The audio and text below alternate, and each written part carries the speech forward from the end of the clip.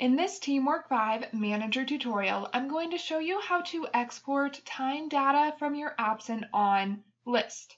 To do that, go to your top menu bar and click on TeamWork. Make sure you have your enterprise or location selected, then choose Time. Go to your new top menu bar and select Review. Choose Absent/On from the drop-down menu. You should arrive at your Absent/On chart. Before exporting your data, make sure you're looking at the correct time frame. Right now I'm looking at 1 week in February.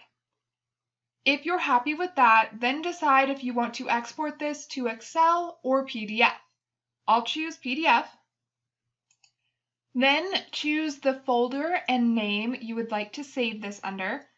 I already have an Absent/On PDF, so I'm going to call this one Example Absent On. If you changed your mind and you don't want to save this information, click Cancel.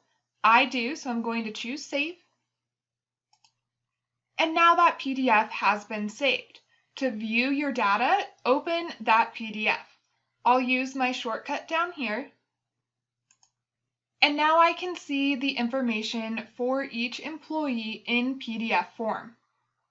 I can now do anything I want to with this chart. To return to TeamWork 5, exit out of this browser. I could do the same thing by clicking Export to Excel and get the information in a spreadsheet.